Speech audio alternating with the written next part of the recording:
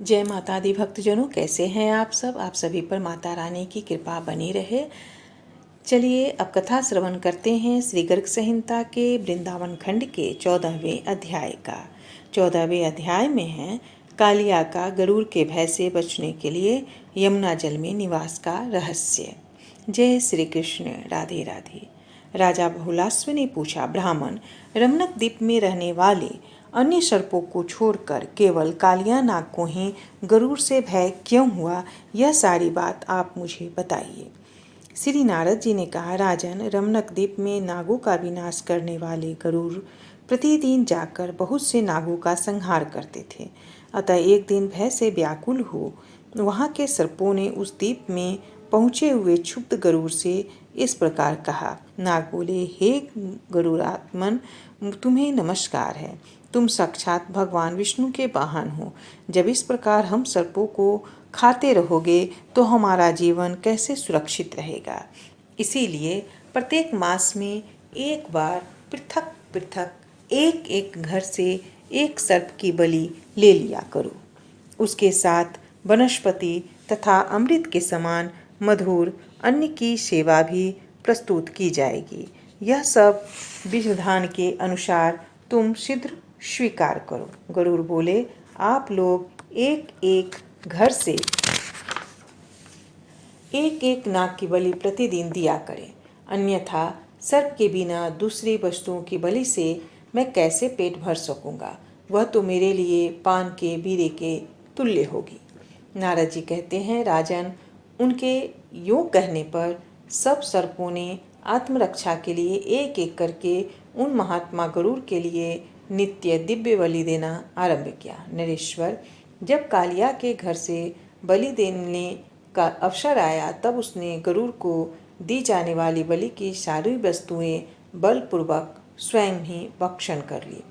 उस समय प्रचंड पराक्रमी गरुड़ बड़े रोष में भरकर आए। आते ही उन्होंने कालिया नाग के ऊपर अपने पंजों से प्रहार किया। गरुड़ के उस बार प्रहार से कालिया मूर्छित हो गया। फिर उठकर लंबी सांस लेते और जिह्वाओं से मुंह चाटते हुए नागों में श्रेष्ठ बलवान कालिया ने अपने 100 फन फैलाकर विषैले दांतों से गरुड़ को वेगपूर्वक डस लिया।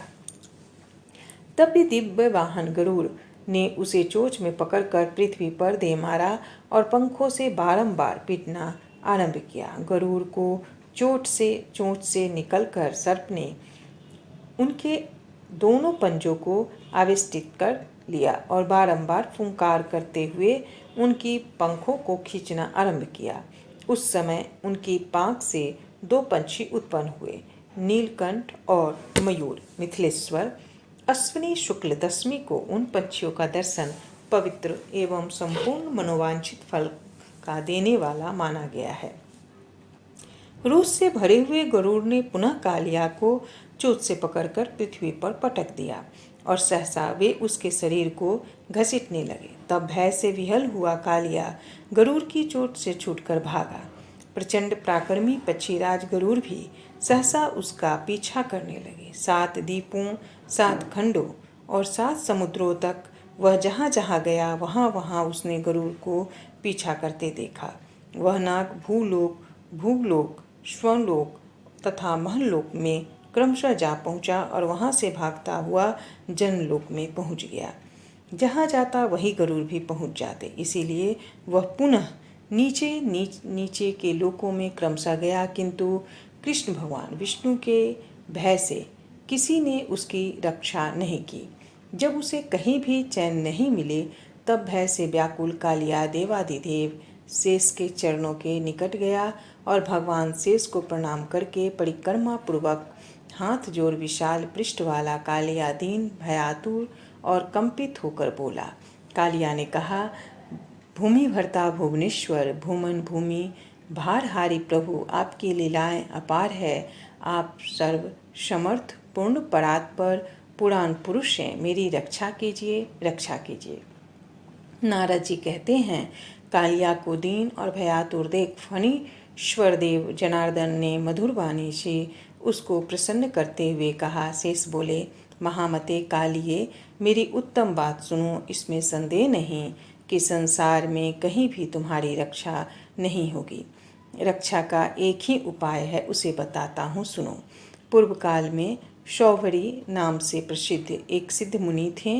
उन्होंने वृंदावन में यमुना के जल में रहकर 10,000 वर्षों तक तपस्या की। उस जल में मीनराज का विहार देखकर उनके मन में भी घर बसाने की इच्छा हुई। तब उन महाबुद्धि महर्षि ने राजा मंधाता की 100 पुत्रियों के साथ विवाह किया। श्रीहरि ने उन्हें परम ऐश्वर्यशालिनी वैष्णवी संपत्ति प्रदान की, जिसे देखकर राजा मंधाता आश्चर्यचकित हो गए और उनका धन विषयक सारा अभिमान जाता रहा। यमुना के जल में जब शौवरी मुनि की दीर्घकालीन तपस्या चल रही थी, उन्हीं दिनों उनके देखते देखते गरुड़ ने मीनराज को मार डाला। मीन परिवार को अत्यंत दुखी देखकर दूसरों का दुख दूर करने वाले दीनवत्सल मुनि श्रेष्ठ शौवरी ने कुपित हो गरुड़ को श्राप दे दिया। शौवरी बोले, पक्षीराज, आज के दिन से लेकर भविष्य में यदि तुम इस कुंड के भीतर बलपूर्वक मछलियों को खाओगे तो मेरे श्राप से उसी क्षण तुम्हारे प्राणों का अंत हो जाएगा। शेष जी कहते हैं, उस दिन से मुनि के शाप से भयभीत हुए गरुड़ वहाँ कभी नहीं आते। इसीलिए कालिया, तुम मेरे कहने से शीघ्र ही श्रीहरि के विपिन वृंदावन में चले जाओ। वहाँ यमुना में निर्भय होकर अपना निवास नियत कर लो। वहाँ कभी तुम्हें गरुड़ से भय नहीं होगा। नारद जी कहते हैं, राजन, शेषनाग के यों कहने पर भयभीत कालिया अपने स्त्री बालकों के साथ कालिंदी में निवास करने लगे। फिर श्री कृष्ण ने ही उनसे यमुना जल से निकाल बाहर भेजा। इस प्रकार श्री गर्ग संहिता में श्री वृंदावन खंड के अंतर्गत कालिया के उपाख्यान का वर्णन नामक 14वां अध्याय पूरा हुआ। धन्यवाद। जय श्री कृष्ण। राधे राधे।